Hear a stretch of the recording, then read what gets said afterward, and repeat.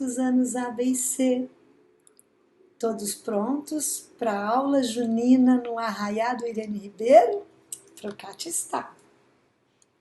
Vamos começar nossa aula de ciências?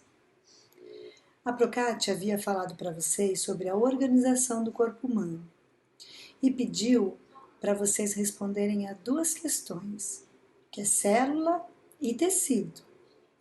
Acertou quem disse que célula é a menor unidade viva do corpo.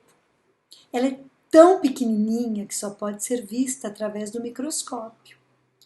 Nós somos formados por células de diferentes tipos, como as musculares, as ósseas, as nervosas.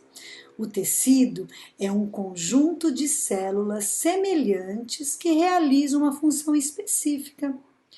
Eles formam os órgãos formam o sistema e o sistema forma o organismo, que é o nosso corpo todo. As células também envelhecem. Elas envelhecem e morrem, enquanto outras são produzidas. Alguns tecidos, como o epitelial, que forma a nossa pele. A pele é o maior órgão do corpo humano, sabiam? O tecido muscular, o tecido nervoso, o tecido adiposo, que é o de gordura.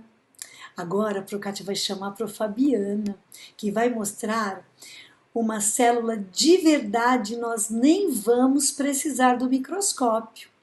Nossa, arrasou no look junino, Fabiana! Vai daí, minha rainha! Procátia, ficou lindona de roupa junina também. Eita, aula danada de boa. Prontos para nossa aula junina, meninada? Hoje a Pro não vai fazer um experimento com vocês, mas sim uma comparação, ok? A Procátia falou sobre as células, tecidos e órgãos, ok? Vocês já fizeram estudo no livro de ciências. Então, hoje eu queria falar um pouquinho com vocês, um pouquinho mais sobre as células, ok? O que é uma célula, certo? A Procátia já falou um pouquinho no vídeo anterior, tá? Então, as células, elas podem ser definidas como as unidades estruturais e funcionais de todos os seres vivos.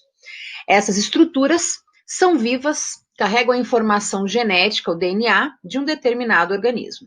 Então, todos os seres humanos, todas as plantas, todos os animais são formados por células, ok?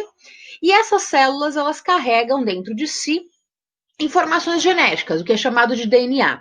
Então, num ser humano, por exemplo, se ele vai ser alto, se ele vai ser loiro, se ele vai ter o cabelo cacheado, tá? A questão das habilidades que ele vai ter. Então, tudo isso vai dentro de uma célula, dentro do DNA, tá? Então, como a Procátia já explicou, uma célula forma tecidos, forma órgãos e forma, no caso, uma célula humana forma um ser humano, certo?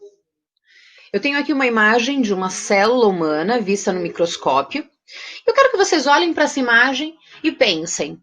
Elas lembram algo para vocês do nosso dia a dia? Algo que nós vemos aí na nossa alimentação, por exemplo? Pensem um pouquinho. Pensaram? Lembra alguma coisa? Eu vou colocar um vídeo para vocês, tá? Da demonstração que eu vou fazer para vocês. Uma comparação entre algo que nós temos no nosso dia a dia, tá? Entre algo que nós temos no nosso dia a dia, que nós utilizamos, e uma célula, tá? Assista um vídeo e daqui a pouco a gente conversa.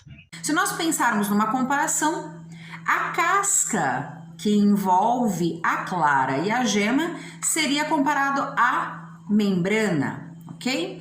Quando nós quebrarmos este ovo, ok? Quando nós quebrarmos este ovo, tirarmos essa membrana, na verdade a membrana seria até essa pelinha que fica entre a casca e a clara, ok? Quebrarmos, o que vai sair de dentro seria a clara e a gema, certo? A clara seria uma comparação com o citoplasma de uma célula, ou seja, em volta do núcleo nós temos aqui o citoplasma. E a gema seria a comparação com o núcleo de uma célula. Ou seja, então todas as células elas são aí formadas por uma membrana, o citoplasma e o núcleo, certo? Aqui, na verdade, a gema de um animal, de um ovo animal, ele é uma célula, tá? A gema de todos os ovos de animais são células. Não a clara, não a casca, como nós estamos fazendo somente uma comparação para vocês entenderem como é o formato de uma célula. Mas nesse caso aqui, a gema de um ovo é uma célula macroscópica. Ou seja, é uma célula que se pode ver a olho nu, ok?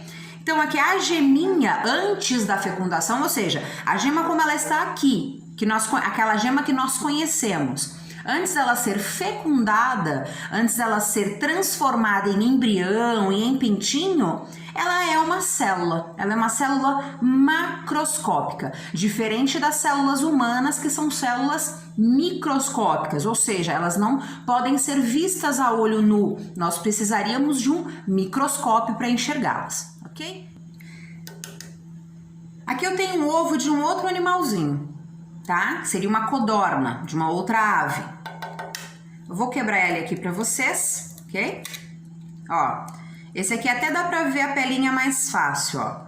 Quando eu tiro a casca, tem uma pelinha entre a casca e o interior do ovo, né, a clara. Então, essa pelinha aqui seria a membrana que envolve a célula, certo?